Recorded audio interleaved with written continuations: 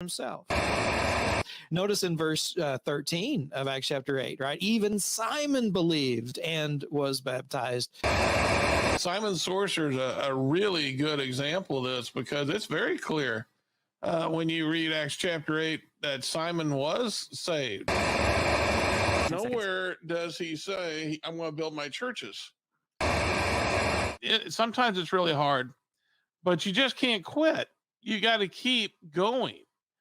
And that's what Christianity is all about, is to keep going. And the New Testament is that by which we will be judged. Now these were more noble than those in Thessalonica.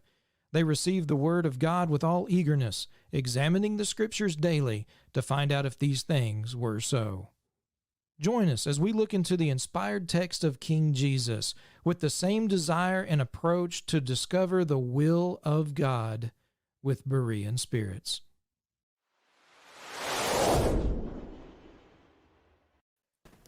Welcome back to Berean Spirits. My name is Chris Pelt. I'm the evangelist working with the Southside Church of Christ in Springfield, Missouri. We've got a full panel today and a special guest. Of course, joining us as usual is Mr. Craig Benny up at Lake of the Ozarks Church of Christ. Craig, how are you doing? Just peachy. Just peachy. All right, good to hear. We got Josh Thornhill with the Brookmead Church of Christ over in Johnson City, Tennessee. Josh, how you doing? I'm doing pretty well. Josh, in fact, our special guest is one that you kind of know just a little bit. Why don't you introduce our special guest for us today? Well, we have my dad with us. He's preaching out in Bellflower, California. So way out on the left coast. Tom Thornhill is with us. Tom Thornhill, right. Well, Tom, how you doing today? I am doing okay.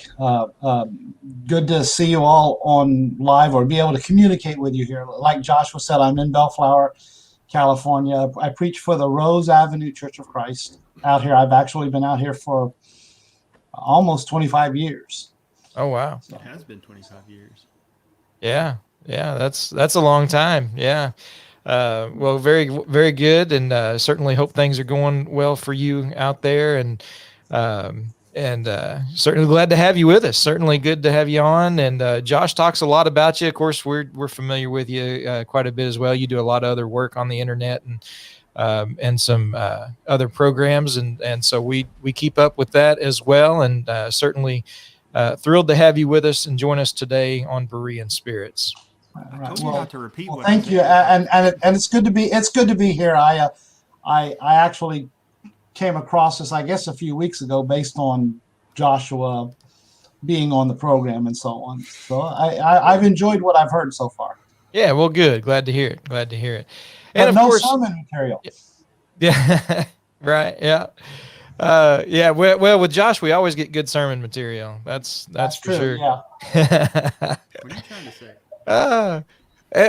And then over lurking in the shadows is Mr. Richard Dodson with the Kearney Church of Christ. Rich, how you doing, man? Well, I'm doing okay. Josh's Michigan shirt's kind of blinded me this morning, but hey, I do want to say we got a viewer coming in today from South India. So I got his name up on the screen here. Well, I welcome him. We welcome everybody who views the show, but to have someone from India, that's pretty good. Yeah, absolutely. Yeah, we appreciate everybody tuning in. If you haven't already, be sure and hit that subscribe button, that like button, whether you're on YouTube or on Facebook, wherever you're watching us. Leave a comment. We'd love to hear from you as well. Now, guys, as we get into our program today, all that stuff that we were talking about, Richard, before the program, don't go repeating that to anybody because I've already told you more than I know. And that gets into our topic of the day, and that is gossip. All right, we're going to be talking about gossip today. This is a subject that I think it's really easy for folks to get caught up into. It's easy for folks to get kind of strung along into it, and sometimes it's hard to determine what, for some folks, what is gossip and what is needed information as far as moving forward with something, a need to know kind of thing. Yeah, one thing I always found interesting is that statement. There's this little old lady in the church there in Louisville, Kentucky, when I first got started preaching, who would love to come and love to talk, and that was one of the things she would always say is, "Don't go repeating that. I've already told you more than I know." And I always found that humorous, but I thought it was a great kind of a great example, especially when you talk about the subject of gossip, because usually in the scriptures, when it talks about gossip, we're talking about something that is, not a need to know, but really just kind of talking about someone, behind their back in certain ways, telling things that really is no one else's business, or isn't important or vital to the salvation or the souls of anyone involved. It's just simply talking about someone, telling about someone, and this is something that the scriptures warn about, especially when it comes to those who are just really got nothing better to do but sit around and talk about other people, other business, busybodies. I think Paul talks about in certain passages, and so this is a warning and something that we've really got to be careful about. In fact, Josh, we're going to start with you this morning, because this is something that I know you have encountered quite a bit. Folks wanting to come up to you, wanting to talk to you about certain people, certain things that are going on, and having to really guard yourself and be careful about what you're allowing to go on, and that fine line of trying to stop someone before they go too far.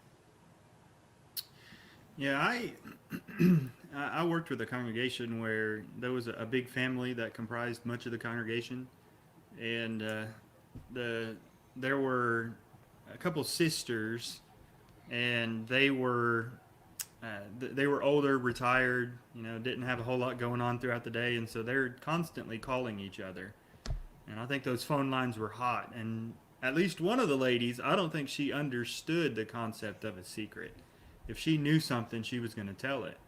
And I don't think she necessarily had any malicious intent behind it, but certainly I think she would reach into the point of being guilty of gossip. That's a big danger, as Chris pointed out, because sometimes I've wrestled with, well, where do you cross the line? Where do you reach the point of gossip? But we need to be careful that we're not saying things that we don't need to be said, or that we don't need to be saying, especially when it deals with other people. And there's another thing along this line that I've witnessed, and it's bothered me for a number of years. A couple years ago, I'd preached a sermon. I don't remember what I had said, but this woman had come to me afterwards, and she had mentioned that she had struggled with certain little four-letter words. And that's really all she said. And I remember one of the ladies later on, I guess she overheard that, and that statement was directed to me, but she had overheard that, and she rode home with a couple of other people, and she mentioned to me how she was talking about what that lady had said. And I've done a lot of reflection on that, and I don't think that's appropriate for us to do as Christians. If someone comes to me and expresses something that they've struggled with, I don't have any place to go spread that around to others. It's not my place to go say, hey, brother so-and-so really struggles with such and such. If they want to go and share that with others, I think that's fine. That's their place to go share it. But it's not my place to go sharing what other people have said or done. And I think the danger in that is it prevents people from being willing to be open and share about their struggles and things that they've done, because they're afraid that if they tell it, somebody's going to go off and tell everybody else what it is that they're doing. And I just lost my train of thought here, but go ahead. Well, those things that somebody has told us. I read a book a couple years ago, and the problem or somebody was doing a survey asking Christians if they had If they had expressed their struggles to the elders of their congregation, and the overwhelming majority said no. And a vast number of the reason why was they were afraid of gossip. They were afraid that the leaders would then turn around and gossip about their struggles. And so it's a problem, and it's something that we need to be aware of, and that we need to be cautious that we're not guilty of. Yeah. Yeah. And I think, and actually it's interesting you brought that up. What I was getting ready to say is one of the wisdom, the part of the wisdom we see in God and establishing the church and the organization of the church was elders, that you could go to, that you could trust. And yet sometimes that does happen. Sometimes you have men in leadership that unfortunately are not trusted, but that's one of the roles that they have is to be that sounding board that you can go to, that you can trust, you can talk to, because they are shepherds of the flock. And that's important for us to understand, to be able to go to them.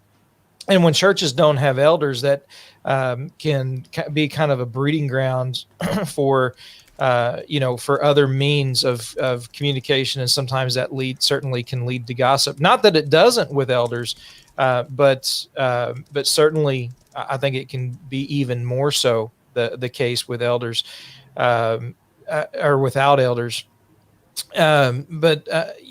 Again, it's one of those things where we've got to be extremely careful. As preachers, people come to us all the time, with issues, with concerns, and with things that they are struggling with. And it's not our place to go and talk to others and tell others about those things, but to help them, work through those things according to the scriptures. Tom, this is something, do you serve, if I remember right, I thought you served as an elder where you're at as well. I am now serving as an elder. Yes. Yeah. And so that certainly may be something you could speak to as well. As far as this, folks not only coming to you, but even having to deal with gossip when it goes throughout a congregation as an elder of a local work. Right. Yeah. There's clearly something to be said about confidentiality. And you all have been dealing with it or alluding to this, but the truth is how many people are afraid to come forward and confess their sins? We're told in James 5 to confess your trespasses to one another. But even in doing that, the intent of that text isn't for you to take it to somebody else. And so, how many people are afraid to come forward, and how many, like you said, will they even come to the elders when they have a concern? Because it's sad to say, but most congregations have somebody in there that their tongue is too loose, in one way or another. And I'm not going into intents here, because one of the things that I've thought about in this the subject, when Josh told me what the subject was, is I want you to get this clear about the subject of gossip. Something can be true and it can still be gossip, because there are so many people that, as long as it's true, I can say it to other people, and you cannot do that. Elders have to be individuals that you can confidently come to, and that whatever the struggle is, it will be kept between them. And I might also add to that, elders are husbands of one wife, and their spouses have to have a certain quality where they're not gossips. Not that anybody can be a gossip, but there may be circumstances where an elder needs to confide with his wife about something. Maybe it's a woman that has a problem, or whatever the situation. And the congregation needs to be able to trust the couple that whatever is said will stay where it needs to stay, even to the point of elders being willing to suffer attack, criticism, or whatever else from the congregation. And I've known of congregations where elders made a harsh decision, or let me rephrase that. It seemed like a harsh decision. And when they were asked for reasons, they wouldn't give the reasons. And it had to do with confidentiality. And so it clearly goes to the character of leaders in a congregation. And by the way, preachers need that too, whether you're an elder Yeah. or not. Yeah.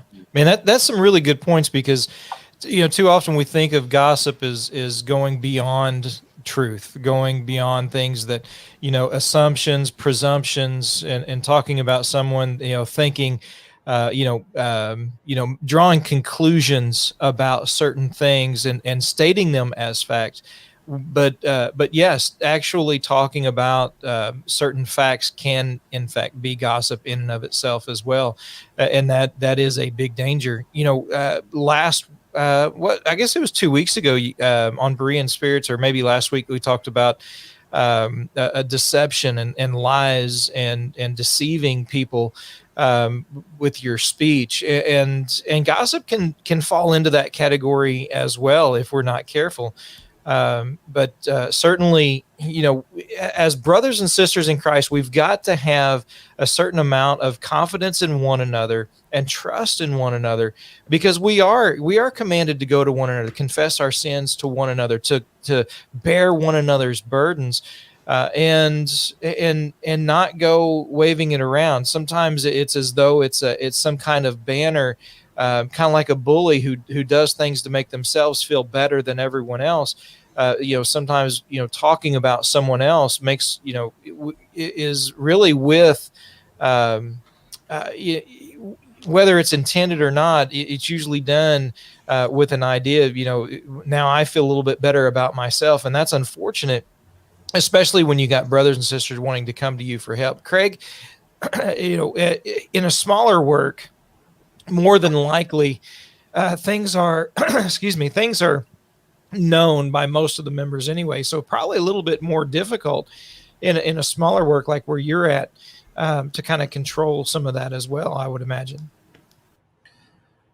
That's maybe just a matter of opinion. I don't know, but I could tell you that we have just as much gossip as I experienced in larger works. I grew up in a congregation of over 100 or around 100 down in St. James, Missouri.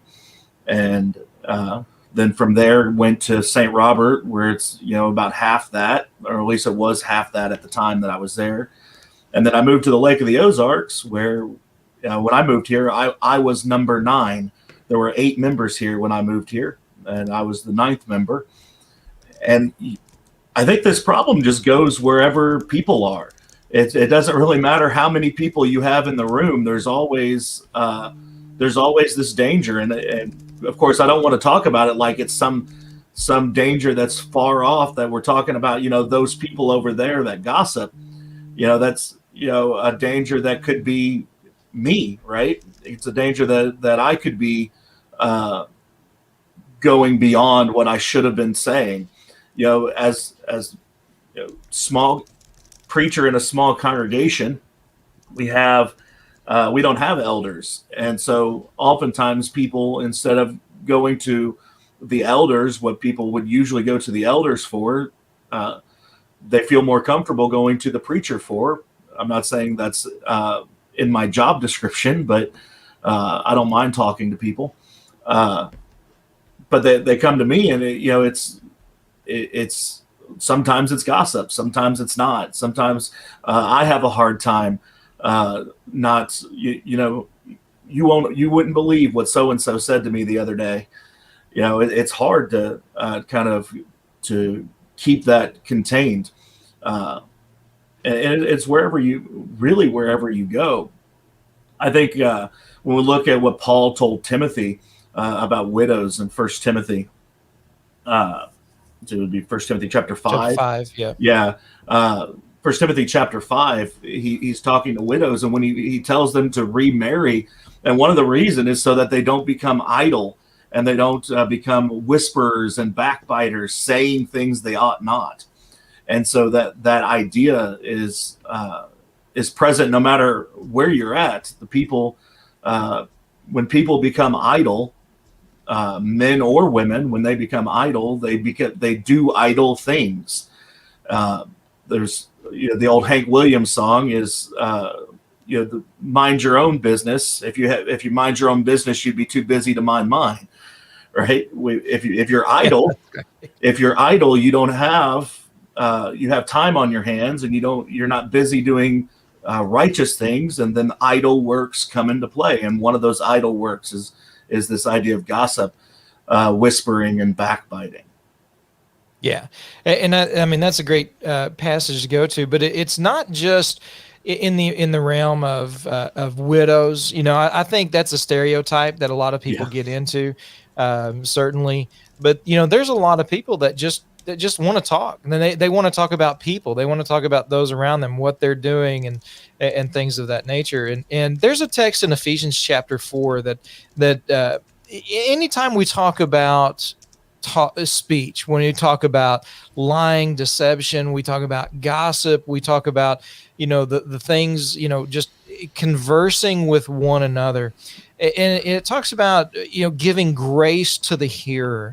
And I think that's one of the things that we need to stop and ask ourselves before we talk to someone, before we relay information, especially if it's concerning someone else.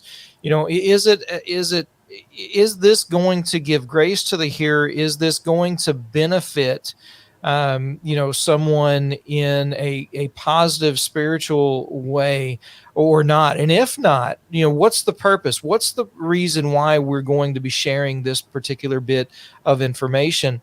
You know, there are those who need prayers that, you know, we need to be praying for individuals, you know, those are going through various health problems. And sometimes we can relay information, you know, without giving names, or sometimes we can, you know, let someone know that a specific person needs prayers, but not get into the specifics of what it's about, as far as what health issues they may be dealing with or what trials they may be going through, but just that they're going through something and they, you know, they could use some prayers and encouragement. But then to go and talk about, you know, the specifics of those things, that's where we get into some of that danger zone of whether or not, you know, we're getting into the realm of gossip. Very quickly, those who are listening, if you have any comments, questions, be sure and leave those. Richard is diligently watching and keeping up with all the comments that are coming in, and responding to some of those, I think, as well. But Richard, if you want to jump in anytime as well on the subject at hand. Well, Chris, I'm in the top square here, and the reason being is to beautify the set. But I'm going to defer, if you don't mind, real quickly. I'm going to defer to Thomas so we can hear some of the wisdom of Tom. I'm sure he's got something he can share with us. Absolutely, yeah. Tom, go ahead and jump in. Yeah, right. So, anyways, there is so much to be said about this subject. One of the points that I want to bring out, I know, you know, Craig was talking about the idle talk and so on. What's interesting about our Bibles, at least I know, like the King James, New King James, I'm not sure about how many times the New American Standard is, but the word gossip is not found a whole lot. However, you have words like idle talkers, busybodies, talebearers, whisperers. Every one of those words deals with the subject of gossip. So, you know, just because the word gossip isn't used a whole lot, matter of fact, the King James never uses it. New King James uses it once. And that's the passage that Craig was dealing with in Timothy that is associated with widows and so on. But all those other words, they actually describe more of what gossip is. The whisperer, you know, if I want to tell you something, but don't tell anybody else. I heard of a preacher one time that used to carry a notepad around, and and he said, "Hold on a second." And as soon as they said that, he got his notepad out, and then they asked, "What are you doing?" And he said, "Well, I'm going to write this down because I'm going to go to the person that you're talking about and make sure that it's right." And let's just say that not many people confided in him with that type of stuff after that, you know. So I mean, and that's a good solution. Another thing I would think about, and like I said, there's all kinds of passages, but a passage that I cannot help but think about with this is in Proverbs 26 and in verse 20. Powerful passage. Where there is no wood, the fire goes out. And where there is no talebearer, strife ceases. One thing we have to understand about the subject of gossip, gossip only works if there's two people. So you can prevent gossip just by simply refusing to listen to it. The listener has just as much of a problem, and there may be some exceptions to this, but most of the time is just as culpable as the one who is actually speaking the words. And don't forget, we live in a society where gossip is actually considered a good thing. I'm out here in California, Hollywood. How many television shows are there out there that are about Hollywood and what actors and actresses are doing? And they'll even come on boasting the latest gossip in the entertainment industry. And they're using that type of terminology. And so it's like so many things, even amongst Christians, unless we're teaching against these things, they don't even think of them as being wrong within themselves. So Yeah. Just use caution in dealing with that. It is dealt with in the Bible, though it might be a different word. And the other one is, what you can control is what you say and what you listen to. Yeah. Yeah. I think about James talking about bridling the tongue and how difficult that is, just as with a small rudder, steering this huge ship. The tongue is something that is very difficult that can be very difficult to control, but we have to work at it for sure. And not only with that, but even when Paul, talking to Timothy and receiving accusations against elders, unless there are witnesses that are coming, don't receive accusations. And I think the idea there can be that it not only the respect of an elder, but also being careful not to just hear gossip about someone, about something that people may think or be concerned about in some way. But if they're going to bring accusations, which a lot of times that's what gossip is, it's accusations against someone, and usually unfounded. But even if they are founded, as you pointed out earlier, Tom, with that preacher with the notebook, generally, if you've got something that you're worried about or concerned about with someone, you need to go to them. I mean, that's, Matthew chapter 18. If a brother has sinned against you, go to him and talk to him privately. But even at that, if someone has sinned, we have a responsibility to go to them and talk to them. Josh, Wait a minute. Okay. I have something to offer. I'm not just here for my pretty face. Hey, I gave you an opportunity a while ago, so. I know, but I wanna say something. So I can. Right. I'm fading in and out here. Let me get back here. Right. I'm. Josh made a good point in his first comment. I don't know what's wrong here, but Josh made a comment about sometimes it's hard to draw the line on what is and isn't gossip, and I share that with him. If you go to 1 Corinthians chapter 1 and in verse 11, it's Paul said, "It's been reported to me by close people that there is quarreling among you, my brothers." And he says, "What I mean to say is each one of you says, I am of Paul," but he goes on, and repeats what they said. Now, some people would think that's gossip, but it's obviously not, because Paul's repeating it. But so not everything that you say about someone can be considered gossip. And I think that's something, Thomas brought up a good point. We probably know without having to nail it down. We can probably tell what's gossip if we just carried around with us a microphone and we told everybody we were going to tape whatever somebody's saying. If somebody started whispering or when they refused to say something, then that they probably would be able to find gossip for us. They'd know for themselves. But in Proverbs chapter 20 and verse 19, and this is the danger of it, It says, "He who goes about as a slanderer reveals secrets. Therefore, do not associate with a gossip." And so, slander, I think, has a big part, plays a big role in uh, defining what gossip is. Yeah. Yeah. Usually gossip is not something that is done in order to help whoever it is you're talking about. It generally, in my mind anyway, it's something that is done to basically either prejudice someone against them, or just to uh, to really speak evil against them, or to prejudice someone against them, whether or not you've got something that you want them to believe you and not them, or some instance like that.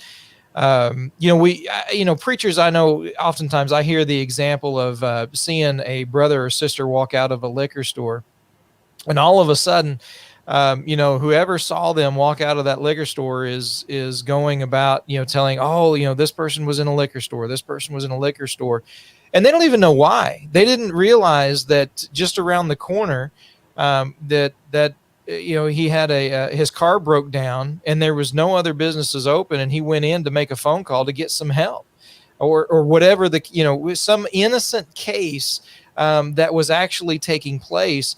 But they just made that assumption. Here he was walking out of a liquor store, and so all of a sudden, that's all they have to say, and let everyone else kind of draw their own conclusions, or they draw conclusions for them, and none of it was true, other than the fact that he went in there and walked out of there, but it was with purely innocent intentions and motives, to get some help for the situation that he found himself in, of no fault of his own. And so and you can ruin a man's reputation. You can ruin a woman's reputation through gossip, and destroy a name that they have built over time and years, which even the Proverbs talk about how difficult and long it takes to build up a good name, but yet in a moment it can be destroyed. And that's really what gossip can do. And it's unfortunate when Christians get caught up in it. And because not only can they make themselves look bad, but they can destroy the reputation and the name of a really good and solid brother or sister in Christ. So Chris Thomas says he's got an example of this. He can share it with us. Yeah, I've got a real life example, and this would have happened about 60 years ago because it happened to my dad. And I don't even know if I was born yet when this happened, but he was preaching at a congregation in Florida. And somebody came to my mom one day and said, your dad is seeing a woman. And she said, what? He said, yeah, I saw his car in front of her house. And my mom promptly told her, said, that was me that was there. So you have there an example. I mean, the assumption was that the preacher was visiting this woman, and my mom was there helping her with whatever it was. And so you've got your example there, and that's a damaging type of gossip. Yeah, in a situation like that. That's a real life example of what we're talking about. And I wanted to make one other quick point about intentions, because as you all have been discussing, and this has been brought up here, there are times where we need to be able to go to somebody with a concern, and there may be times where we need to approach, like, say, the elders, because we have concerns on how to deal with somebody else.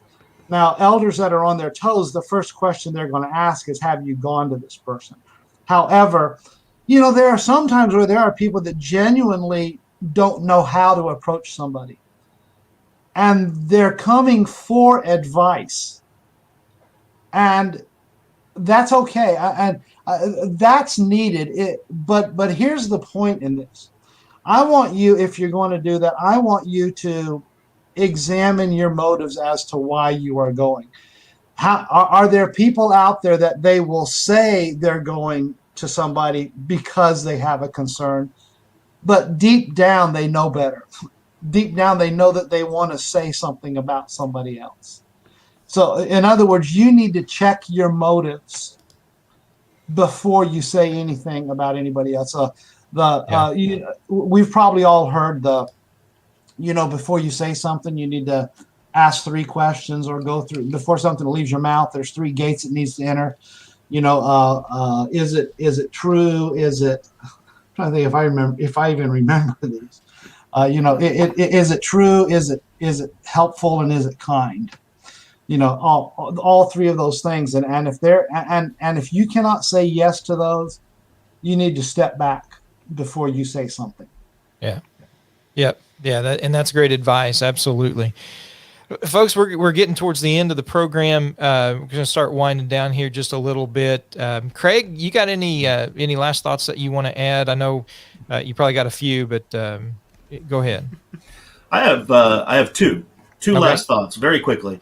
First of all, they're in Proverbs chapter 16, Proverbs 16 verse 27. It says, "An ungodly man digs up evil, and it's on his lips a burning fire. A perverse man sows strife, and a whisperer separates the best of friends."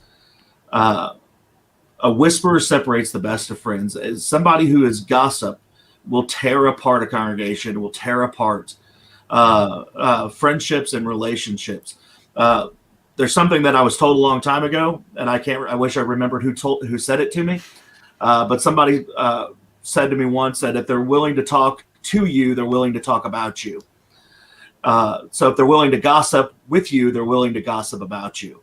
And that mentality, we all know that. We all understand that. We all understand that when somebody comes to us and starts talking about other people, that this is the person that you can't trust with your secrets. We all already understand that. Yeah. But this whisper, this gossip, this person tears apart friendships. Because now, if you come to me and Richard, and you're talking to me about Thomas, now you've compromised my friendship with Thomas because of what you said, and you've compromised my friendship with you because of my ability to trust you now. So you've torn apart. And in a congregation, this runs rampant, and it tears apart relationships constantly. The other thing I wanted to mention is a quote that, and I don't remember the circumstances surrounding the quote, but we've all seen these videos and such where they ask little kids questions and they give oddly profound answers for children.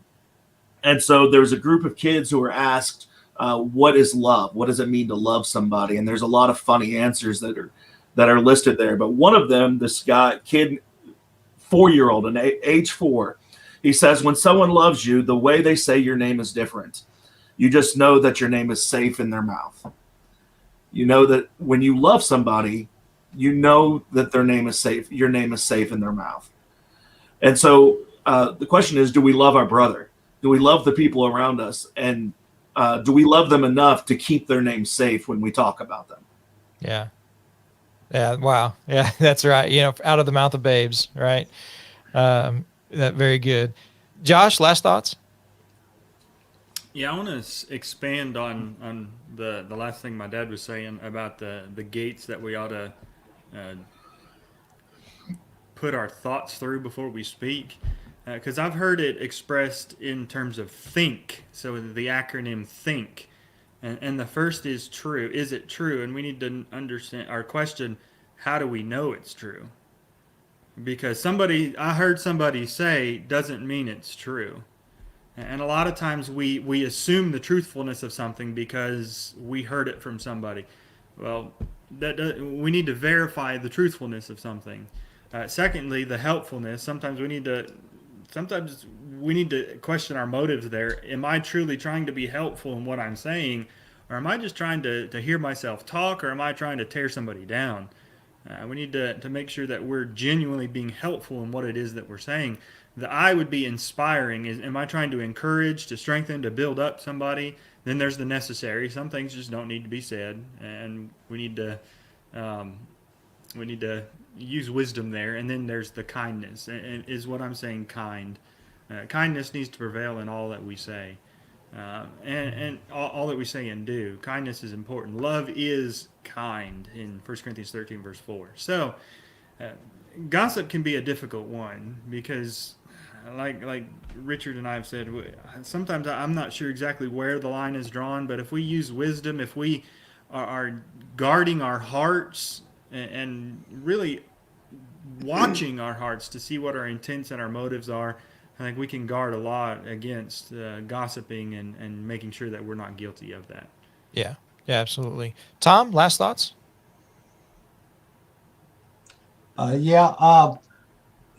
Just this verse. Jesus speaking in Matthew chapter 12 and in verse 35. Jesus there says, a good man out of the good treasure of his heart brings forth good things, and an evil man out of the evil treasure brings forth evil things. But I say to you that for every idle word men may speak, they will give account of it in the day of judgment. That's a powerful verse when we're dealing with this subject. Yeah. Yes, it is. Yeah. I mean, it judgment is at stake when it comes to this particular subject. Absolutely. Great point. Richard, last thoughts? Yeah, I'm going to give a shameless plug here. Gospel Preaching Live will be on tonight at 7 o'clock. Lesson is titled, Are You Walking on Dry Ground? So tune in, and hopefully you'll like the lesson. But we had, my closing comment is going to be reserved for one of the comments one of our viewers had. Yeah. Chris Kramer, I thought it was pretty good. He said, irony. People want to talk and hear about others, but they don't want others talking about them. Yeah, that's right. Yeah, great. Yeah, absolutely. Folks, we appreciate everybody tuning in and listening to Berean Spirits. Be sure, if you haven't already, subscribe and like, share with everybody that you know. We really do appreciate that. We're here every Thursday morning at 10 o'clock, and we look forward to being with you again next week, Lord willing. And remember, every day to search the scriptures daily with Berean Spirits.